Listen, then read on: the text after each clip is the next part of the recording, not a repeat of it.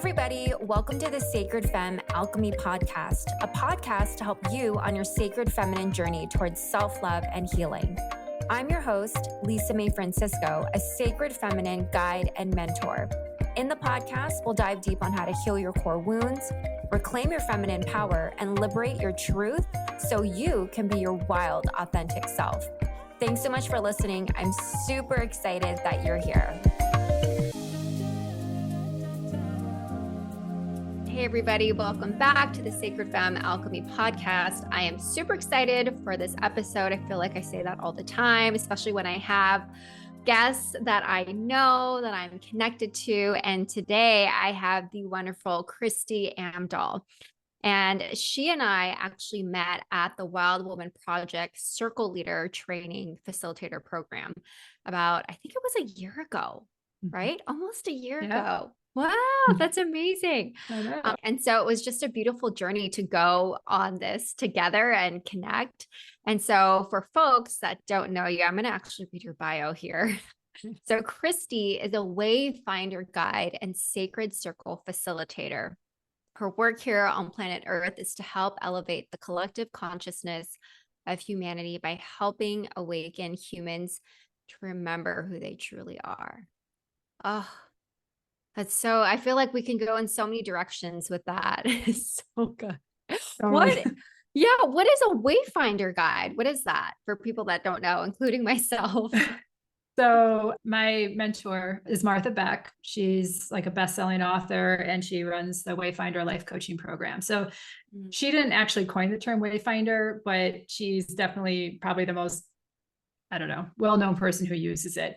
And that's what we call someone who's been through her training, a Wayfinder life coach. And a Wayfinder, it's based off, and I don't want to like butcher the backstory behind it. I don't have it memorized, but I think from Polynesia, there's people who are able to navigate the ocean waters without any equipment and get to wherever it is they're going. And it's not something that most people know how to do. And wayfinding just kind of takes off from that. It's like we return home to who we truly are by using our inner compass.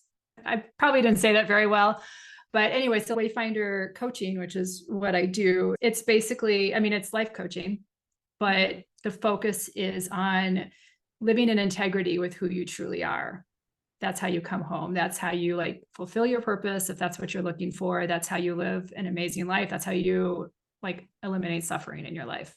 So that's beautiful. How did you find that specific type of coaching? Because I feel like so many people ask me, oh, which coaching school did you do? Or which coaching school do you suggest? Right? How did you come across this one? So I don't know where I first heard of Martha, but she wrote a book called The Way of Integrity. And that was my real introduction to her. And I was just like, oh my gosh, this woman is gold. This is so different. I've never read I've never come across this sort of thing before. She has a PhD from Harvard. She's like Oprah's life coach. She's been on Oprah Winfrey for a bazillion years and had a column and all of that. But she's so humble. She's a recovering Mormon and her backstory is fascinating. It's her story, not mine, but it's fascinating. And this book was just eye-opening. And I'd been on the path for a long time, but the book really got me interested in what she was doing. And then later on that year, things just worked out. I discovered she had a life coach training program. I was looking to move into that area and I just signed up. So how did you find life coach? You said that you were on the path for quite a while. When would you say it kind of began? And what does the path mean to you? So I'd go back all the way to 1996.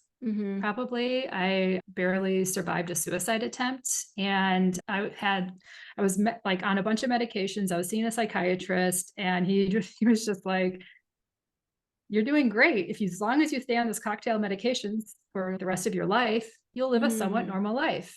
That was his prognosis. And I was like, are you freaking kidding me? I'm like miserable. Wow.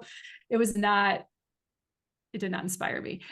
But shortly thereafter, might have been in my car after that appointment even, I heard a voice out of nowhere say you're responsible for your own happiness. And I wasn't into self-help stuff at all. I wasn't into religion, spirituality, nothing. I don't know where that came from, but it was a voice, a very powerful voice. And I was like, holy crap. Wow. And it was literally from that moment on that like the decade of depression that I had vanished, like literally vanished. Yeah. Really? Just Yeah, that what? Wow. Yeah, and I've been hospitalized. I had multiple inpatient stays at psychiatric hospitals, multiple Oh my suicide gosh. attempts for 10 years, starting when I was 10. And so Wow. it was like, I don't know, it was like a Wow. miracle. It was like a miracle. And Yeah. so I've been on it ever since, but in different ways, you know, like I didn't think back then I want to like, you know, help people, coach people. I mean, Yeah. people, I mean, what was a life coach back in 1996? You know? Yeah, right. And I was 20. So, Uh-huh. but you know, that's when it started. Oh I my think. goodness. And Yeah. so as, I mean, I'm so curious. So then after that happened and you kind of just somehow just like kind of woke up, I Yeah. guess. It was like Mhm. life before and then life after that. What did you start searching for? Or like, how did you integrate in the day to day? Or it's like you almost had this higher awareness, like an expansion of consciousness in that moment. Yeah. So if I've had several what I call like eras in my life where I've had like it was kicked off by a spiritual awakening, and that was my first, and I've had several since then. So it's like they were incremental. But when that happened, I had, you know, I was working, like I had a lot of debt. I was working at a counter at a coffee shop, making like minimum wage and no direction. Everything sucked. I crashed my parents' car. Like I was living with my parents, you know, it was like the absolute worst scenario for a 20-year-old. And after that, I started doing things gradually to make my life better. Like I got a better service job, still wasn't great, but it was better. I went back to school. I dropped out of college 3 times before that, but I went back to school, and then I got on the dean's list, and then I transferred to a better campus, and then became a student senator for Purdue student government. Just got really involved in things. And so I was doing the things that, you know, middle-class American, middle-class family, college educated parents, all of that, the things that you were expected to do. And that was great for a while until I had another spiritual awakening and threw all that away in a good way. At least I think it was good. So, What was the next one? It's like chapter 1, chapter 2. Yeah, I literally on my website, I have a series of blog posts that are called My Story, and it's literally describing different eras and the challenges and sort of the takeaway for the reader. But Wow. yeah, Your own eras tour. yeah, seriously. I need to update it. I don't have my most recent era in there, but no, I discovered Jiddu Krishnamurti, his teachings. He was a late Indian philosopher, and it just radically changed my life. And after I read that book, oh my gosh, I got the thumbs up. Like, yes, that's that amazing. Happens. That's great. I'll get a heart too in a second. There. Anyway, it's so funny when you're on a call and that happens. But no, so I discovered this Jiddu Krishnamurti's writings, his teachings, and I was like, oh my God, I could not continue to live the life I was living. It like really occurred to me that I am going to school, I'm getting into a lot of debt for student loan or via student loans so that I can graduate and go work in a cubicle somewhere and make some rich guy richer and probably not doing anything to benefit the world. And that just wasn't acceptable to me. And so through a series of events, I ended up dropping out of college, despite, like I said, being on the dean's list and doing everything like that, and joining an indigenous land rights occupation in Minnesota, becoming homeless, giving up everything, and going a very different path. And so that was like the second, but that was like one of the most profound periods of my life. And, wow. Wait, is that where you also learned to work with cacao? Because I know that you. Oh, okay. No. Okay, so that was a different period. That was a different chapter, different era. That's a different chapter. That's more recent. No, the cacao is a recent thing, but no, but that chapter was when I was invited into the Sacred Sweat Lodge. Oh, okay. And yeah, and pipe ceremonies and all of that. So it was a very spiritual era. How did you find that group to join? Like, or did it find you? No, so I was during my activism when I was at Purdue, I was on a lobbying trip in Washington, D.C. for environmental legislation. And I met some guy out there who was about to go to prison for an act of civil disobedience that he did. And he told me about this campaign in Minnesota, Minneapolis. It was called the Minnehaha Free State. And it was basically a land rights campaign that was there to protect land that was sacred to the Mendota. Wow. And that was going to get bulldozed so you could make the commute to Mall of America quicker, shave a few minutes. Oh my off gosh. Of it. Yeah, oh I my know. gosh. That's crazy. ridiculous. I know. It was awful. And I heard about this and I'm like, and what am I still doing in college? This doesn't matter. That does. And so I went up there. I only knew this one guy who apparently didn't live at the camp anymore because it was an encampment. Like there was teepees and like tents set up on public land. And so I just showed up one night and no one knew me. No one knew I was coming. There's like a lot of harassment that was happening by the police. So it was like, you're very conscientious about who you let into your inner circle here, because you don't know if there's someone who's infiltrating the camp, or you just don't know any of this stuff. And I show up and I'm like, hi, I want to help.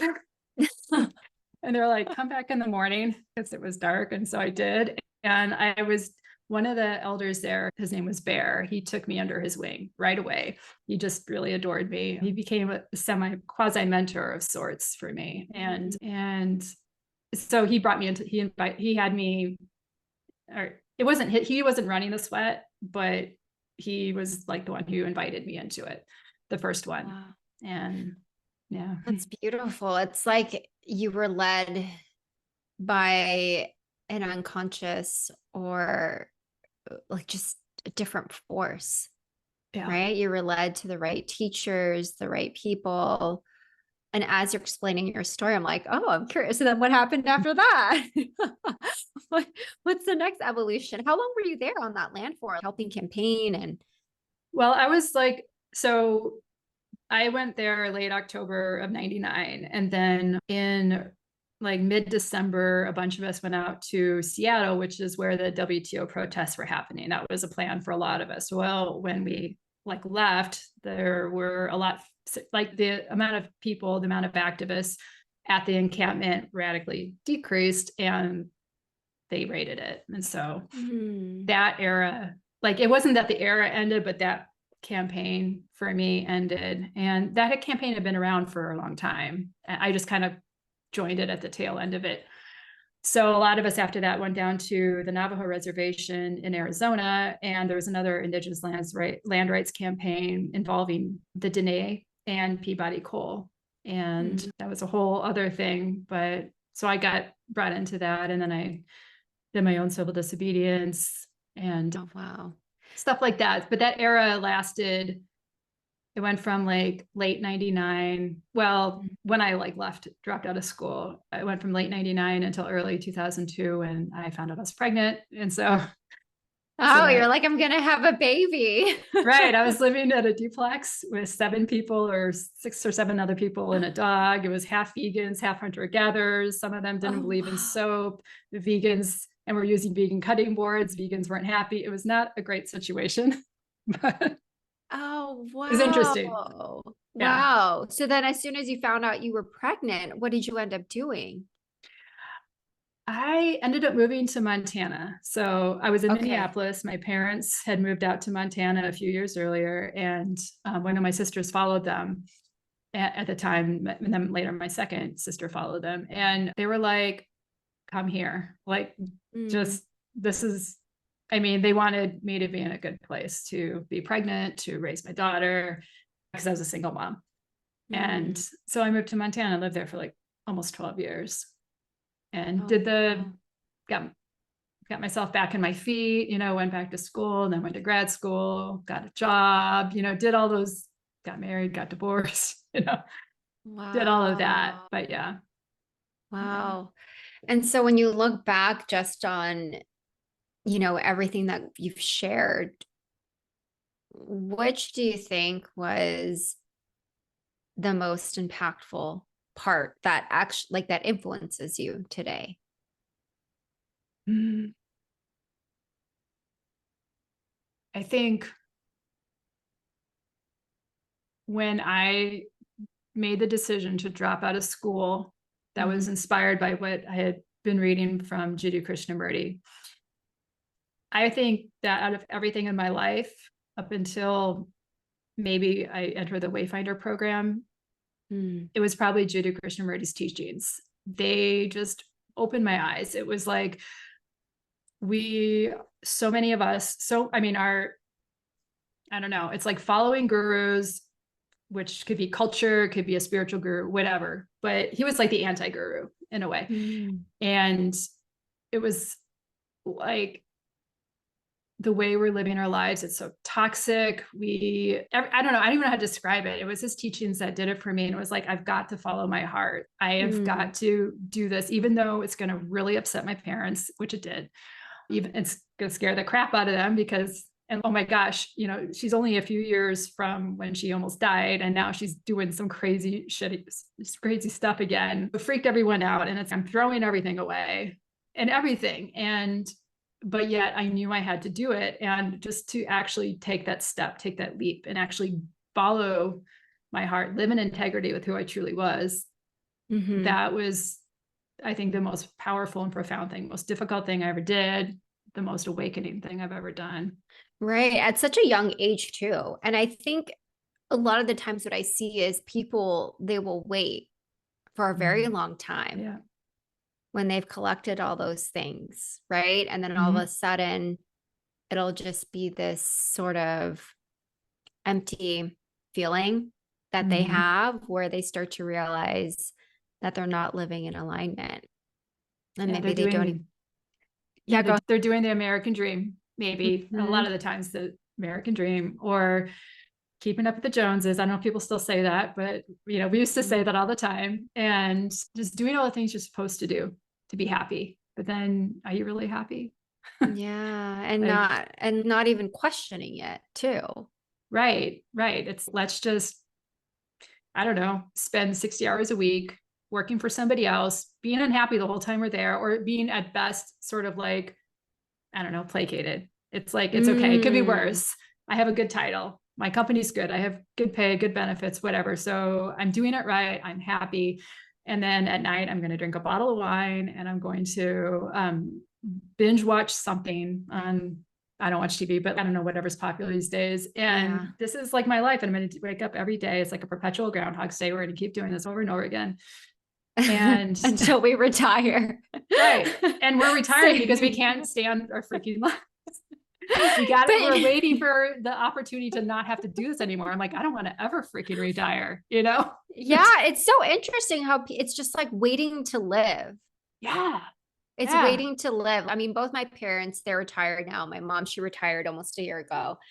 And they're just like fucking living it up. They're traveling. And I mean, they still look young, but it's like that thing that you think it's like, oh, well, if I'm not like for me, I don't drink, I'm watching TV. So it's not that bad, you know, but it is true. Like the things that you do at night to anesthetize yourself so that you can do it again in the morning. And, you know, there's that account on Instagram, Sunday Scaries.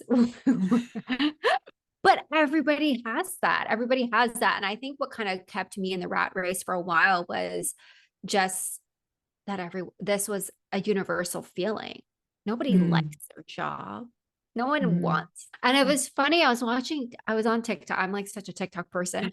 There was this guy that was totally spoofing on LinkedIn posts. And he was saying, who talks like this? I am so excited to start this position, or congratulations. Da, da, da, da, da. And he just kept laughing and laughing. I'm like, oh my God, LinkedIn is so cringe. It's absolutely cringe. But at the same time, it's like, what other option do you have? And I think there are so many people that are so afraid to take that leap. And it's almost because you were so young that you just had this fire. Or are you as much of a risk taker now as you were back then, do you think? Or in some ways, yeah. I mean, so I quit my corporate job without a safety net, with a bunch of debt that already under my belt. because, I put the life coach training program on a credit card, which, wasn't cheap. So, and when you live this way, and I've been unemployed, and there's all these things where I was in absolutely no position to quit my job. And I especially wasn't in a position to quit it without a safety net and all that. But I did. And because I needed to, I knew I had to. And it wasn't because, they loved me at my job. Like I was well respected. It was a good job, but it wasn't right for me. And so I quit. And it was like, but this time I'm an adult. I have a child that I'm responsible for now. She's an adult too, but she's in college. So I'm paying part of her college tuition, for example. I have not rent, but I pay for part of the house I live in. And, there's a bunch of things. These are responsibilities. And I have a partner. I live with him, and he bought this house. So it'd be big enough for me and my daughter too. So I can't just not show up in my life. Like I can't just drop out of college, and aside from stressing a few people out, it's just me. There's more to it now, but I still quit, and it worked out. It was challenging. Yeah. I went into more debt. I'm paying it off now, but that's okay. It's what I needed to do. So. And I think a lot of times people think that there's always, or that it's easier on the other side. For example, it looks like it's easy on screen, right? With the image that you put, but it's actually, do you know, like the behind the scenes of what it actually takes? And I think in this era of people where it's just creating curated content, they will always highlight more of the after as opposed as the during. Right. We're not talking about the journey, except the highlight reel of the journey when we're talking about it, looking back. No, it was hard. I went into a lot of debt from that. Like I said, I'm still paying it off. I was really stressed. Money ran out. The credit card was sky high. And I'm like, I don't know how I'm going to pay my expenses in 1 month's time. I don't know. Like my bank account is zero, at this point. Yeah. My credit, you can't pay certain things with a credit card, and it's plus I don't want to live like that anyway. And it was just like, okay, now what? I got to do something. And then it was like synchronicity or something. A life coach found me it was a recruiter for this nonprofit gig, and it was a temporary thing. And she's very intuitive. And I was like, I don't really know if I want to do it. And which you don't normally say to a recruiter, because then they just drop you. I was gonna say, that's really nice of you to be, or like just very bold of you to be so transparent about it. Oh yeah. I feel like that's the only way to do it. And then she was like, my gut is telling me that you need to do this. And I was like, oh, wow. I'm like, right. First of all, and recruiters don't talk that way either. So there was something going on there. So I'm like, okay, fine. And I did it. And now I'm still, I'm still working for them. Oh, wow. But yeah. Yeah. Wow. You took that leap too. You quit your corporate gig, or I don't know if it was corporate or not. Yeah, it was corporate. And so I'm reaching my 1-year anniversary in a couple of weeks, actually, which is, yeah. So I'm excited about it. I recorded a solo episode where I was just sharing about all the different lessons that I learned in 1 year. So many different lessons that I think a lot of people don't tell you, because they just glorify that transformation as opposed to speaking the journey about it. And I just got really burnt out. And at the end of the day, it's like when your quote unquote hobby or your side hustle becomes your job, like it's not the thing that saves you. It becomes a job. Like I want to demystify it for everybody, where they're just like, oh my gosh, this would be amazing. It's like, it's better than being in corporate. Like the thing that I love is being able to create my own schedule, being able to work on different things and create things that I'm super passionate about, and testing it out and working and seeing like different client transformations and being in sisterhood.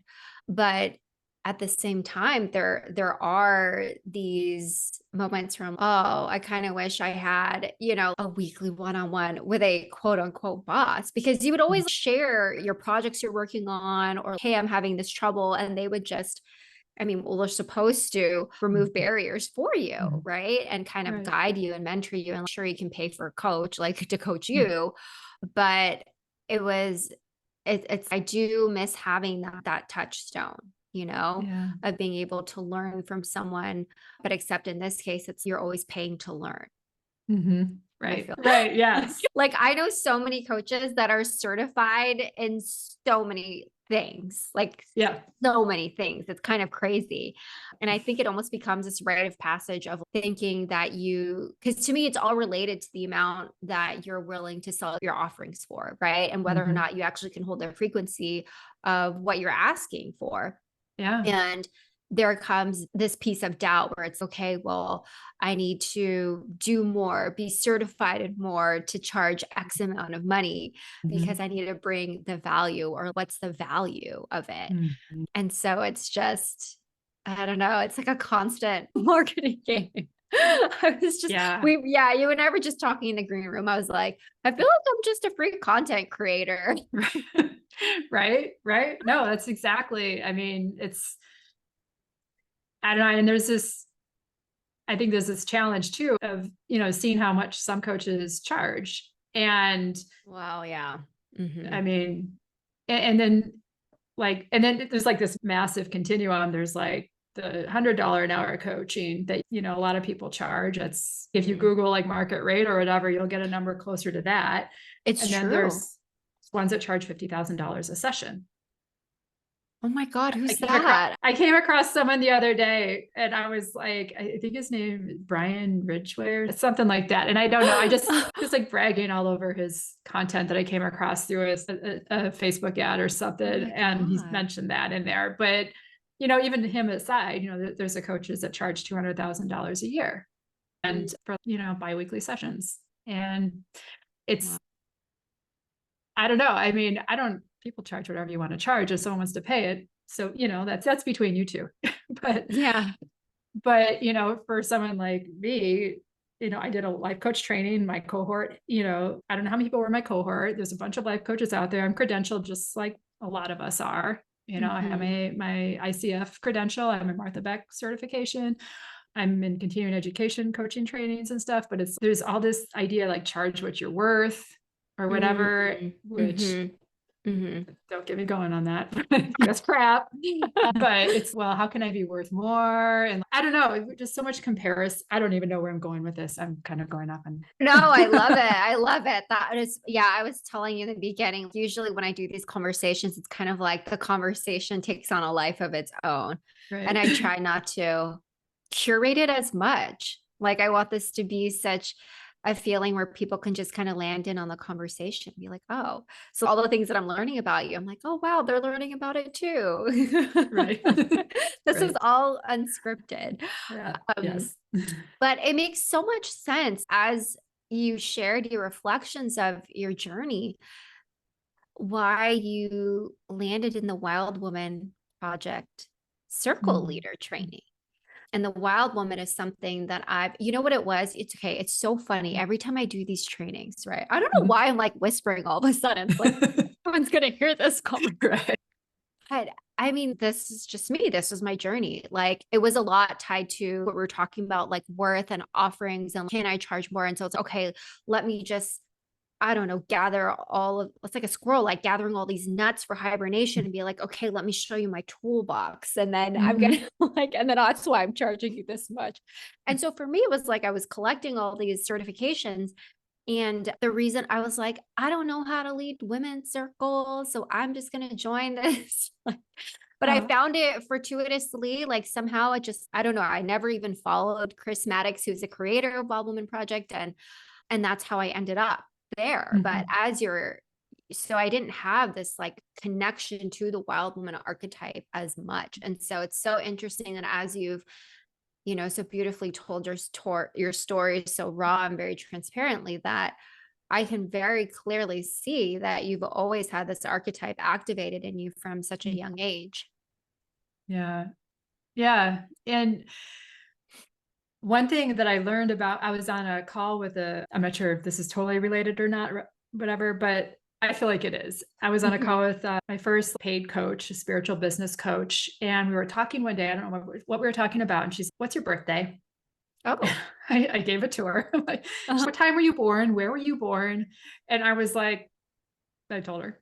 Yeah. And then she was like, oh my God, you're a unicorn. And I'm like, what are you talking about? So I never heard of human design before, but she was but that's what she knows, human design, and she was curious, whatever. So she plugged my info in, and I'm a reflector in human design, which is not very common. And I'm also, my profile is a 1-3, which investigating murder.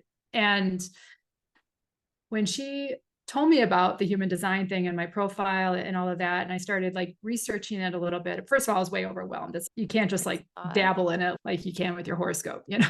It's not like that.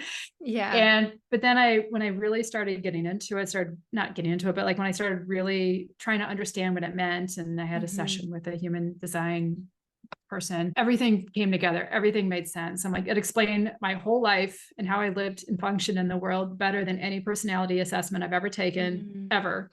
And, you know, Myers-Briggs archetypal stuff, which I do, that stuff does resonate with me, especially archetypal stuff. But it really showed me that, you know, I am on this path and I'm going to be living the things that I do. I have to test the waters out for myself. I have to drop out of school and I feel called. There is no other way to do it. That's how I'm wired. Most people aren't wired that way. I am. And so because of that, the 3 in you?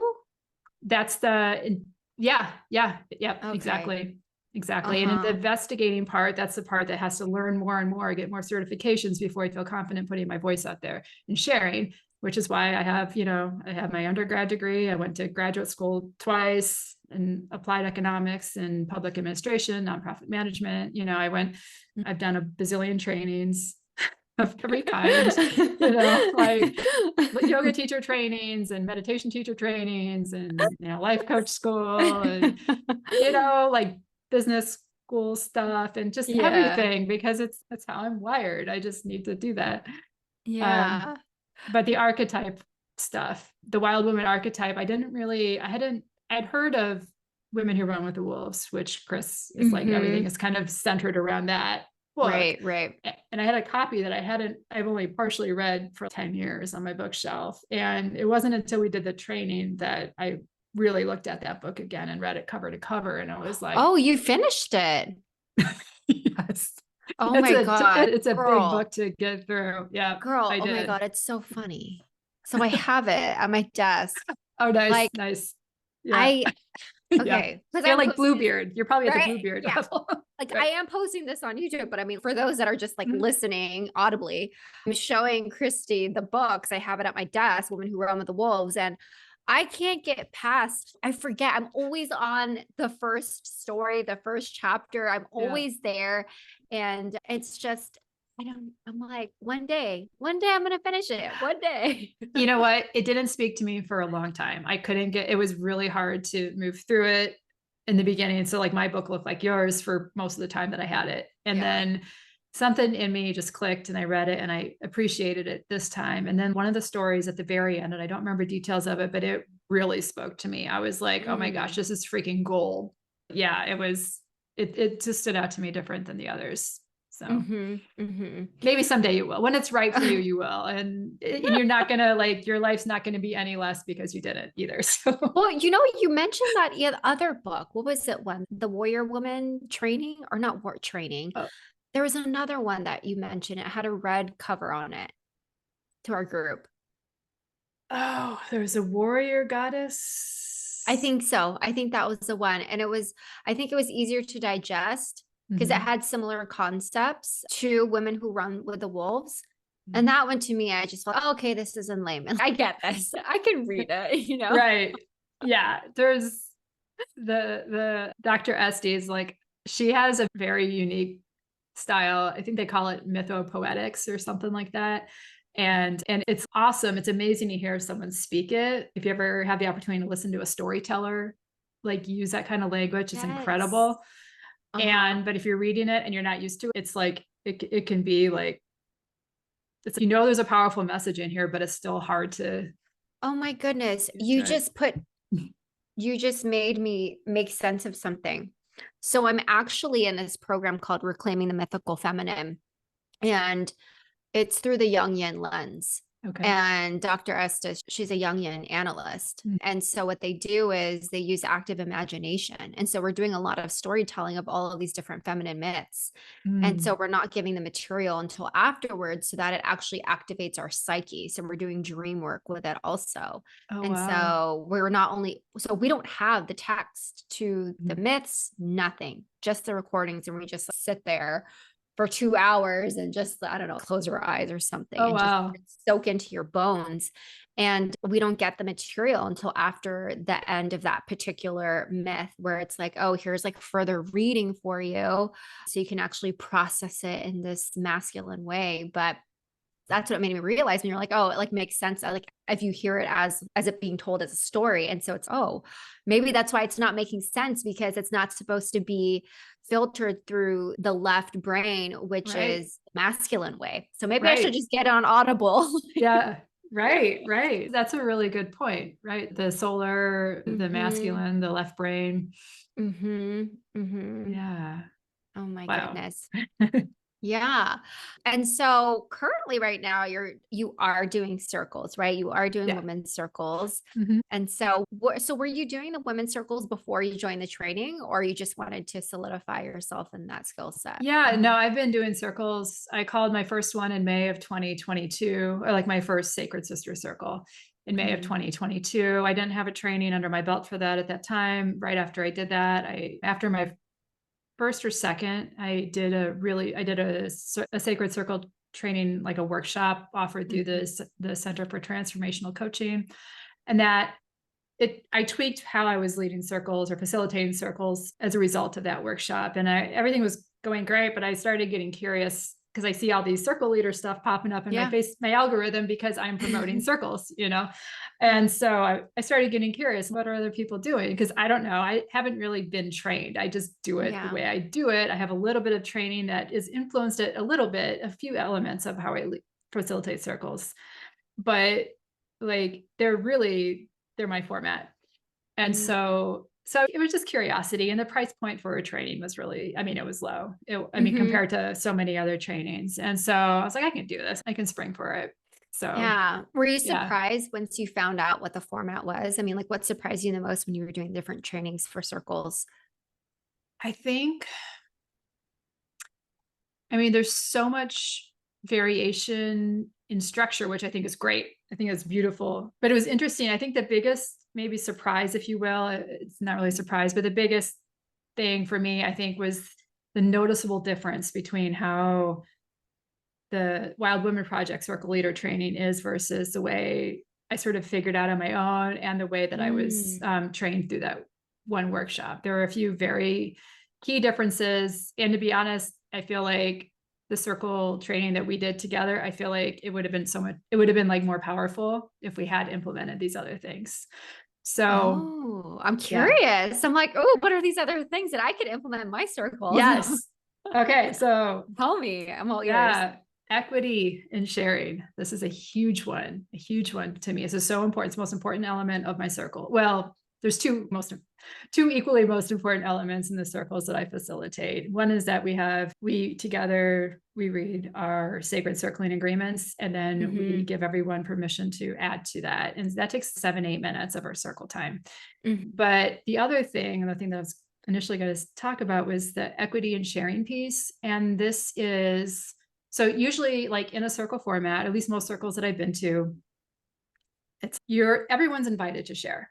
There's Mhm. not like only certain people are invited to share. Everyone's invited to share, but then it's popcorn style generally. And there's mention maybe of how long roughly, maybe share for 5 minutes, or be conscientious of how long you share or whatever, so that everyone has time. I mean, that much might be said, but at the end of the day, especially if you have the same women coming together, what Mhm. I've noticed is that the same ones speak up first most of the time. Like the introverts like me Oh. will sit back, Mhm. we pause, we wait, someone else will pop up. Marginalized sisters, who I've talked to, several who've come to my circles, that it's not necessarily safe for them to speak up Mm. anywhere. And so they're gonna sometimes I've seen them like hold back. It's not that they don't have something to share. It's just that, is it safe? Is it not? And then we have the same louder voices that share first. and that take longer than say what their allotted time, if we were to divide time equally, would be. And then it gets rushed towards the end. It's, we're running out of time. Does anyone else want to share? And then you kind of feel like you don't want to share at that point because you feel like someone else might want to. It's just this dynamic that for an introvert or a marginalized sister or for some, if you don't feel safe, you don't feel comfortable, or if you're not even sure what to share, you're not, it's not equitable for you, regardless of what the facilitator said and how they, we have time for everyone. It's yes, but it doesn't feel that way. So the way I do my circles, and I got this from the Center for Transformational Coaching, is every sister has equal time to share, whether it be in words or silence. So, oh, wow. Yeah. And so our sharing piece in the circles that I run, the circles are about an hour and 45 minutes normally. And we about roughly like 50 minutes to an hour of that is sharing time. And so I literally take that time, say 50 minutes. We have 10 sisters that, well, yeah, I don't know. I feel like the absolute bare minimum time is 5 minutes, but usually we hope to do about 7. It just depends on circle size, but it's okay. 55 minutes, 10 sisters, that's 5 minutes a sister plus transition time. And so I literally set my Apple Watch, it's set to the vibrating thing, for then it's the 5 minutes. Sister shares. Whoever wants to start starts. She shares at 5 minutes. I ding the singing bowl. She knows that means that it's, even if it's mid-sentence, you ding it. She knows she doesn't have to cut herself off, but that her time is up. It's almost time to, It's like wrap it up. And so then we pass the talking piece either to her right or to her left, and we just go in a circle from there so that it's not popcorn at that point, popcorn style. And if someone doesn't have anything to share, we hold space. But it's not, we don't pass the talking piece. And it can get kind of awkward because silence can be awkward, and yet the people that I've talked to in these circles, that is like by far like the most powerful element of them. And it's don't change that.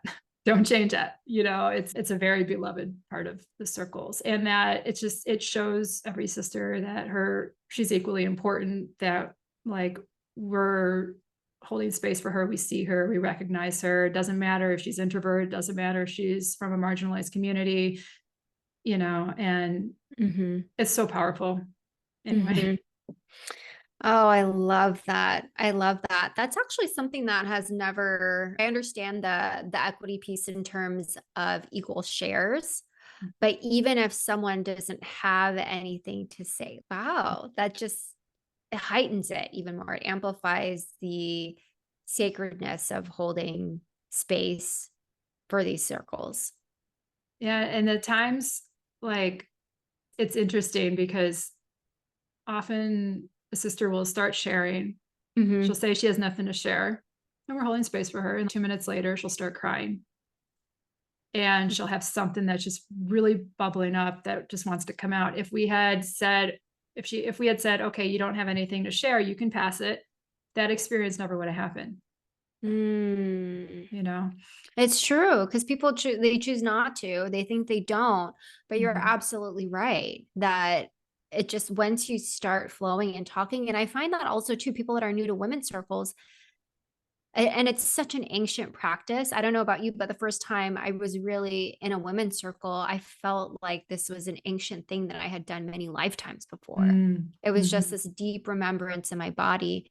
And I think, when I tell people I would go to women's circles or I'm leading a women's circle, they would often ask me, well, what happens? What do you do? And they're women themselves asking me this, but it's somehow we've lost the art of gathering in community and sisterhood. And, it's hard when you're almost invited to share so deeply that it makes sense to like, oh, I don't want to share. What are we supposed to share? Let someone else go first so they can test the waters, right, of how deep you go. And that's why I always admire the ones that really go deep, that are raw, because they do set the container for just creating a safe space of what actually you can share.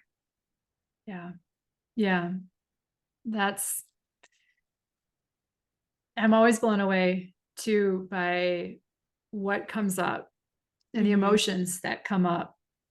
And even with sisters who maybe aren't ready to express themselves, share, who are guarded.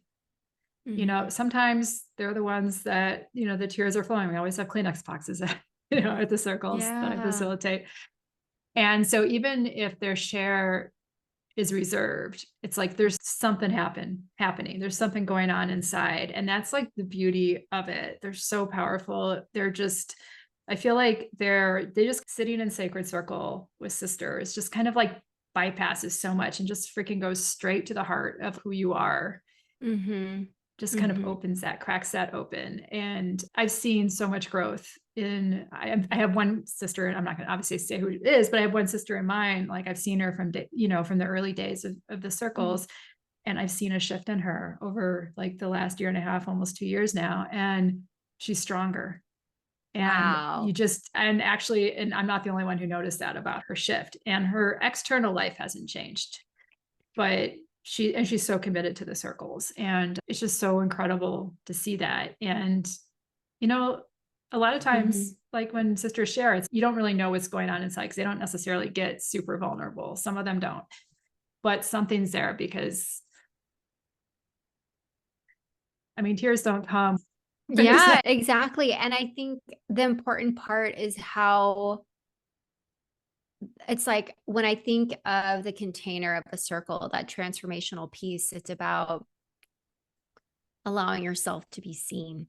Yeah.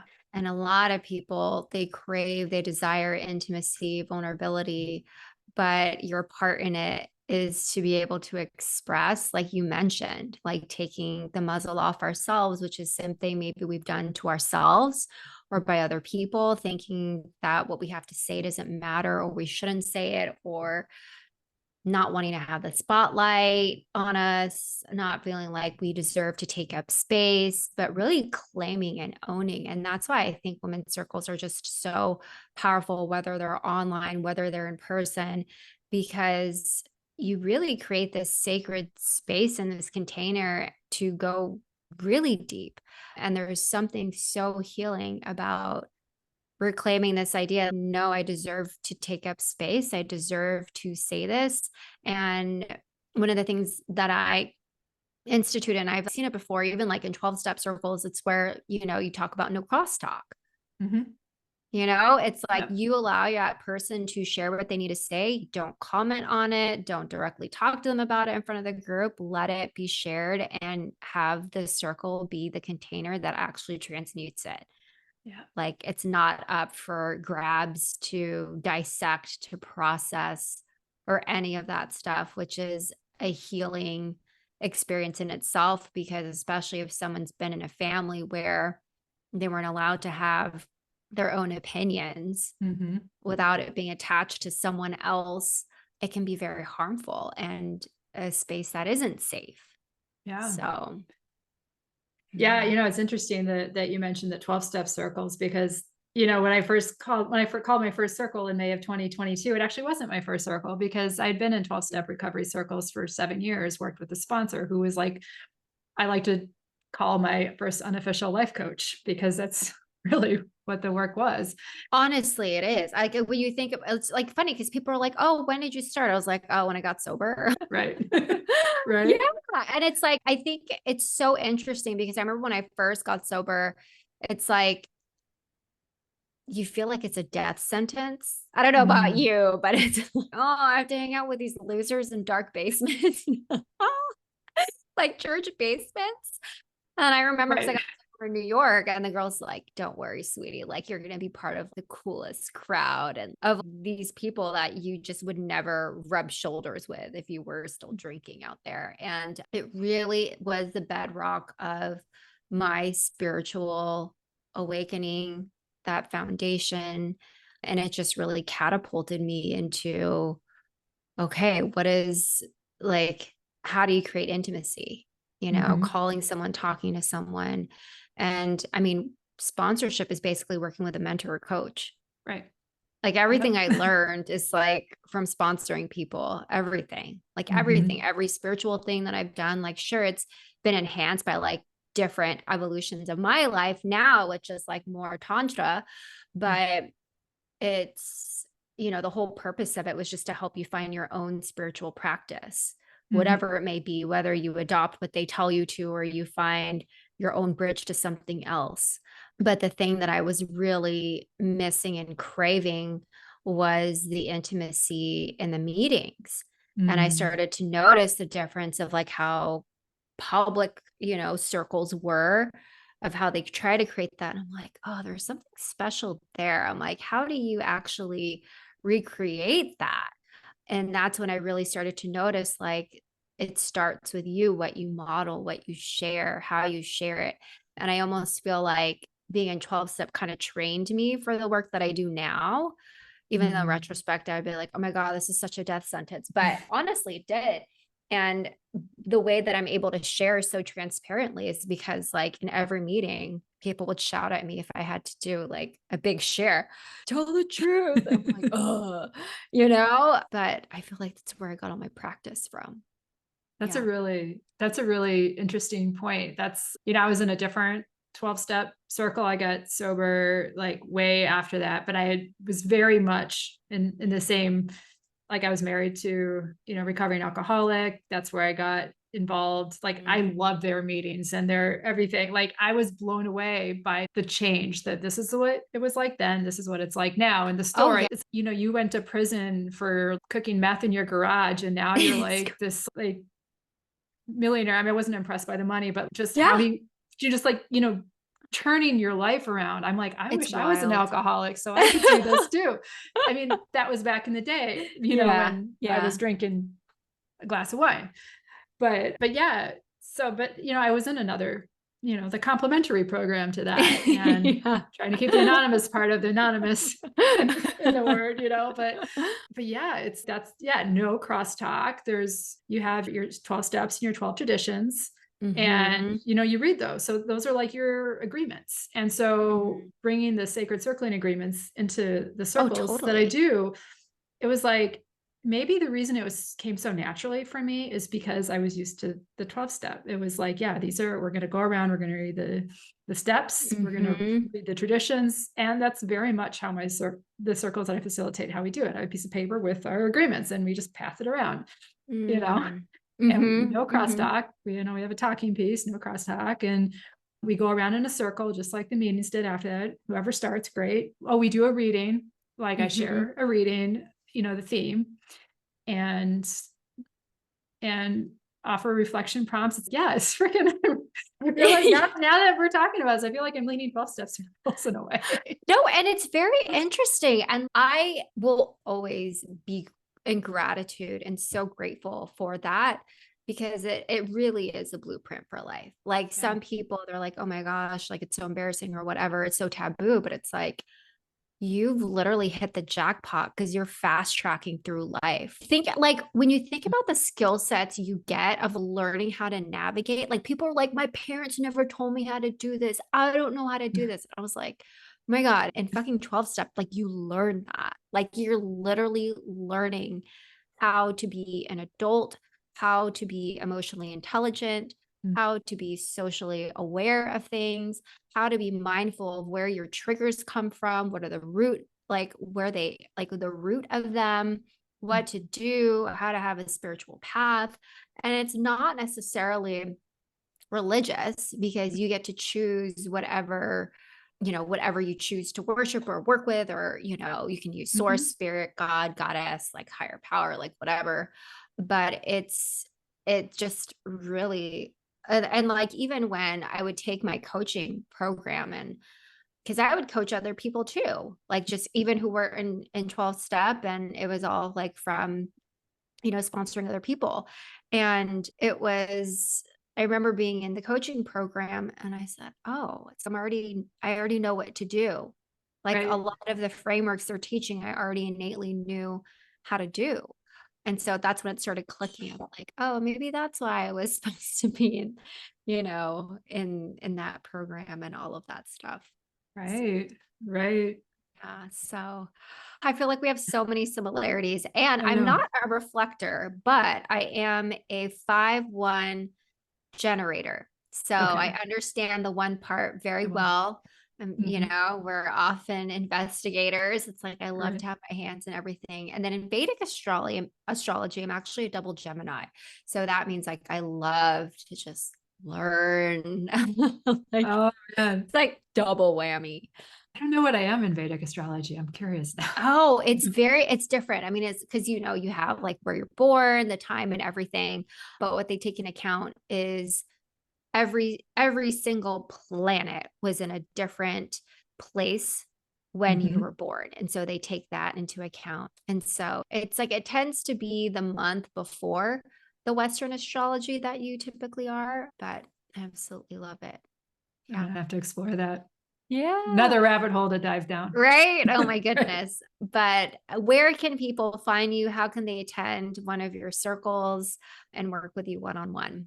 The best thing is my website. My navigation's really straightforward and it's very common sense. So it's easy to navigate. And that's kristiamdahl.com. My newsletter that I send out on Wednesdays, it's easy to sign up for that. And that's where there's always a circling update. What's my circle lineup?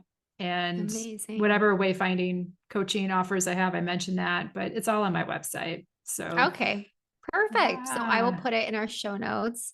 But I'm so glad that I got to connect with you. This was such a lovely conversation, and just diving into getting to know you and how you lead the art of sacred circles and being on this spiritual path and journey and really embodying the wild woman archetype. So this is beautiful. Thank you.